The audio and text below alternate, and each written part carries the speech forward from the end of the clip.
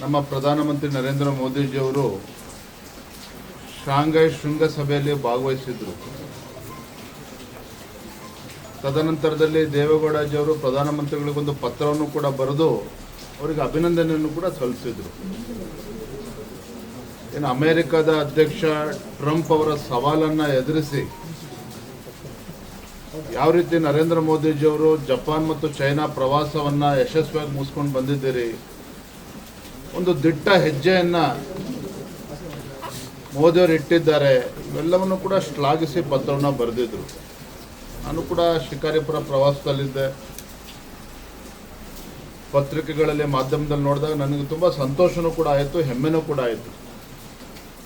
ಇಂಥ ಇಳಿ ವಯಸ್ಸಿನಲ್ಲೂ ಸಹ ಮಾಜಿ ಪ್ರಧಾನಮಂತ್ರಿ ದೇವೇಗೌಡರು ಅವರ ದೇಶದ ಬಗ್ಗೆ ಇಟ್ಟಿರ್ತಕ್ಕಂಥ ಒಂದು ಕಾಳಜಿ, ನರೇಂದ್ರ ಮೋದಿಜಿಯವರ ನಾಯಕತ್ವದ ಬಗ್ಗೆ ಅವರು ಇಟ್ಟಿರ್ತಕ್ಕಂಥ ಒಂದು ವಿಶ್ವಾಸ, ಇವೆಲ್ಲವೂ ಸಹ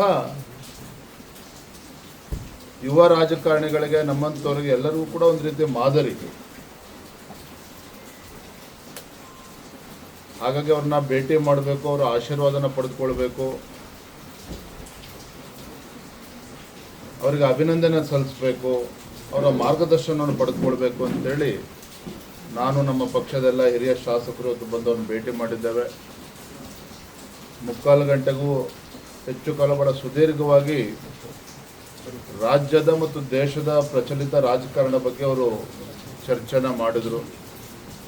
ಮತ್ತು ಅವರ ಹಿಂದಿನ ಆಗಿದ್ದಾಗ ಆ ದಿನಗಳನ್ನು ಕೂಡ ಮೆಲುಕು ಹಾಕ್ತಕ್ಕಂಥ ಪ್ರಯತ್ನವನ್ನು ಕೂಡ ಮಾಡಿದರು.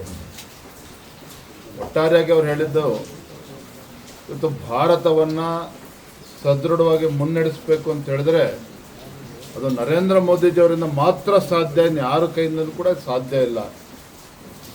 ನರೇಂದ್ರ ಮೋದಿಜಿಯವರೇ ಏನೊಂದು ಸವಾಲನ್ನು ಸ್ವೀಕಾರ ಮಾಡಿ ದೇಶವನ್ನು ಮುನ್ನಡೆಸ್ತಾ ಇದ್ದಾರೆ, ಅವರೇ ಇದನ್ನು ಇಂಥ ಬಲಿಷ್ಠ ಭಾರತವನ್ನು ಮುನ್ನಡೆಸೋದಕ್ಕೆ ಸಾಧ್ಯ ಅನ್ನೋ ಮಾತನ್ನು ಕೂಡ ಅವರು